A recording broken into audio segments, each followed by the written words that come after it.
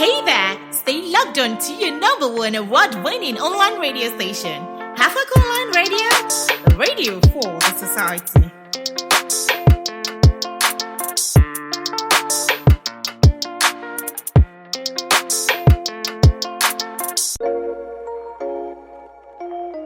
A show to be different, discussing a variety of topics in line with the people's choice.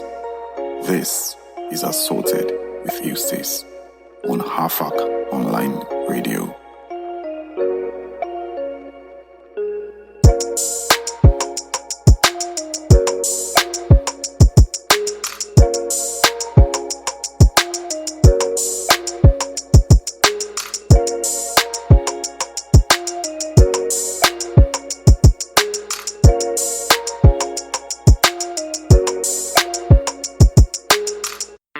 Hey there! Stay logged on to your number one award-winning online radio station. Hafak Online Radio, the radio for the society.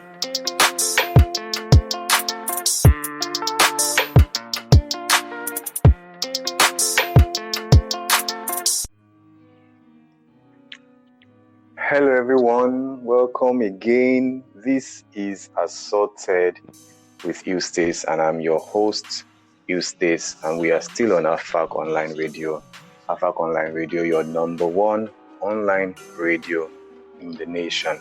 Yes, so Assorted with Eustace, as we all know, what we do on Assorted with Eustace, we discuss a variety of topics, an assortment of topics, so to speak, and things dealing with the society, and also offer tips on how we can handle various situations and various issues as they come at us. Right. We will recall that our last discussion was on, prior to our last discussion, we discussed about dealing with adulthood pressures, how you can handle pressures of adulthood and the things that come about with becoming an adult, making that transitioning from teenagehood to adulthood, right? And then in our most recent discussion, we talked about being separate from the crowd, how that you do not need to join the bandwagon and how you can separate yourself from the bandwagon, right? So today we have another feature. I'm really excited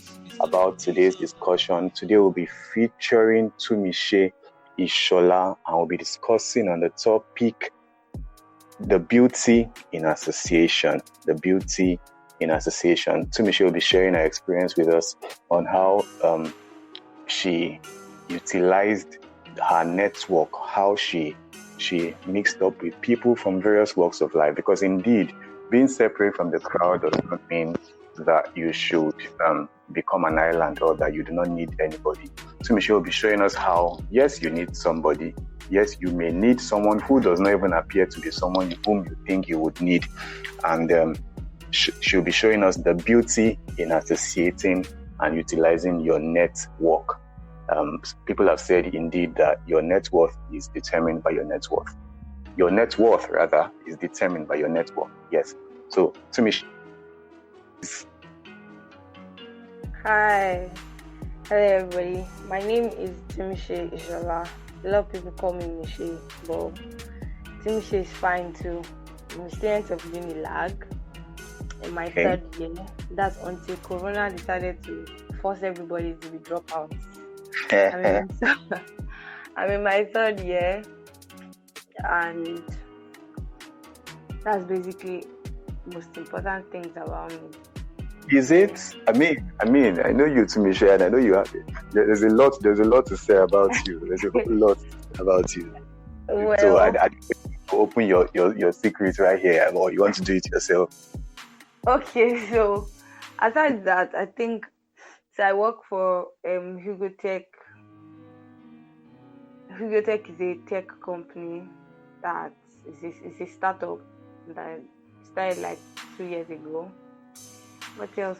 Yeah, so before she goes on, Mishay is one of those people that works and schools at the same time. I don't know how you guys do it, really. I mean, I'm not sure I could have done it, but anyways.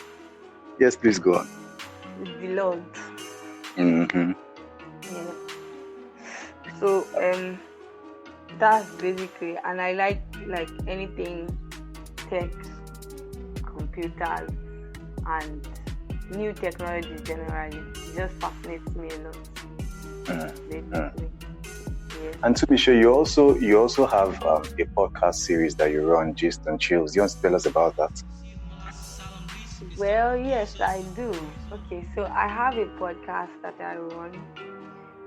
It's one that I want to start for a very long time with my friends, but I just started during the lockdown. The lockdown has given us the opportunity to actually start it here. My podcast is just for entertainment, leisure, yeah. Yeah, nothing too serious, but something that can just help you loosen up, yeah. And we drop a post once every week on Sundays, yeah. Basically. Yeah, I actually agree that it's actually very necessary for us to loosen up, particularly in this period where the globe appears very uncertain with the pandemic and every other thing. So yeah, thank you for giving us an opportunity to relax and breathe out. Yes, but yes, Mishay, you said you have some experiences on how. Would you like to share with us your experiences on how you used the association, your network, to make yourself better? Can you tell us how beautiful association could be? Yeah, sure. Okay, so brief background about me is, so I am a member of the Redeemed Christian Church of God, yeah, and I was also the president of Teens Church in my parish. So that kind of made me I felt generally, I was just of the opinion that everybody that anybody that could have added any value to me whatsoever had to be the way they say, it should not be fully yoked with unbelievers and blah blah blah. Yeah. So I felt that everybody that could do anything or make any impact in my life had to be a Christian. So growing up, I went to primary schools, secondary schools that had majority Christian students. We had Muslim students, but then they were just scattered around, maybe 2 or 5 out of 30 people. So it was always more Christians than just few Muslims. And then I've never really been intertwined with any Muslims for that matter. Just the hell stuff. And then after becoming the president of Teens Church, it kind of made me feel and certain things started falling in place for me that period. So I was like, okay, so I think I know that God has my back and He sends people that can help me, and then there'll be no reason why I would ever need any other person. I would say that I don't want to say that I hated Muslims or anything, but then I just did not see a need for their existence. I don't know if you understand what I'm talking about.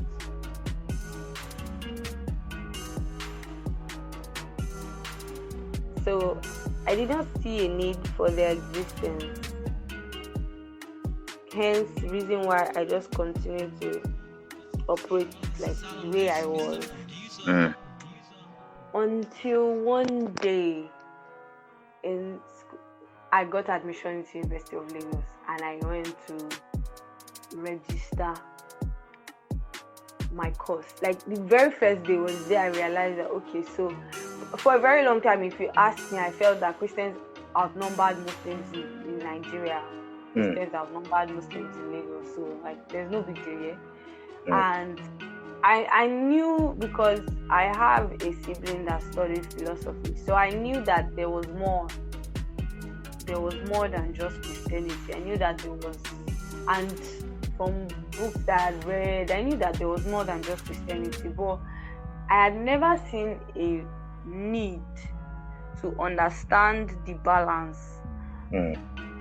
I just didn't think that it was necessary at all, yeah? So the very first day I got into the University of Lagos to do my course registration, that was the day that I got the shocker of my life. Because trust me, the crowd is 50-50. Like you have as many Muslims as Christians, as you have Christians in my school. Like, so the crowd is balanced. First of all, I was wondering what happened. Did they drive all the Christians out of the country and allow only Muslims? But then I was like, okay, so I'm not going to make so much out of it because there's still Christians around, yeah? Sorry. There's still Christians around, so I could just blend in. Like, that shouldn't be so much of a problem, yeah? Without having any issue. And then the first 2 weeks started in school, and we, you know, when you start classes, that's when you start to notice people in class. You notice 1 or 2 people in class, and that's when you begin to like find friends and everything. Yeah. It was so alarming to me that about 80% of the Christians were clueless. Like when they say people were clueless. So I was privileged to have had some level of exposure before getting to university. Yeah. So going into university with that amount of like exposure, I was looking for people that could meet me halfway, people that I understood. So I came to Cole. I met people that great minds at Cole, like a lot of people that I could talk with and were very smart, yet were Christians, like they were in the faith, but then they were also very smart. They were not numbskulls, yeah. And I get to school, and the Christians just fall my hands. I'm like, what's going on? What's going on here? And then I realized that some people that I didn't think would like, people that I never thought would matter at all, were people that now started seeming like people that could meet up to like the standards that I've set for myself. Because I told myself that when I was coming to school, I was going to create a good network. Even though I didn't put into consideration that it might be they might have some religious issues somewhere in the middle. I didn't think that that was a possibility at all.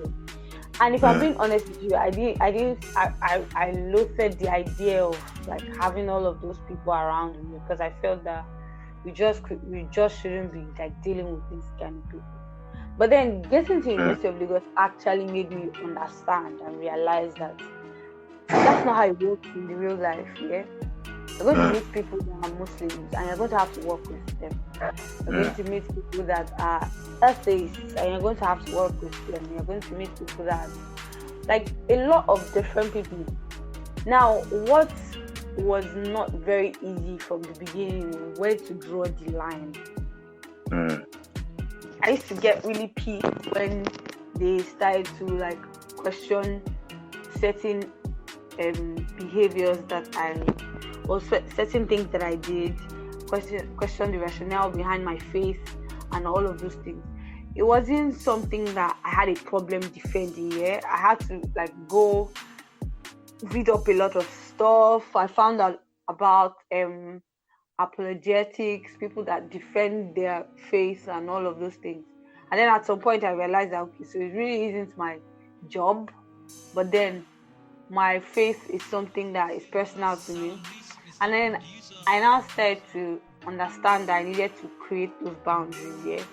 So I think that because I didn't know about the boundaries that I needed, I didn't know about the existence of this kind of play, I didn't see a need to create boundaries, because I felt like, okay, so I won't be needing them whatsoever. So there will be no need to create boundaries or whatsoever, anything, yeah?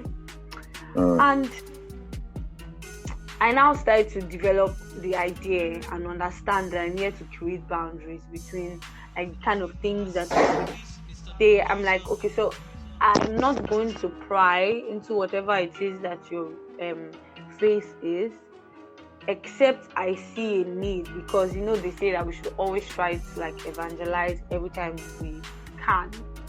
But for very professional reasons,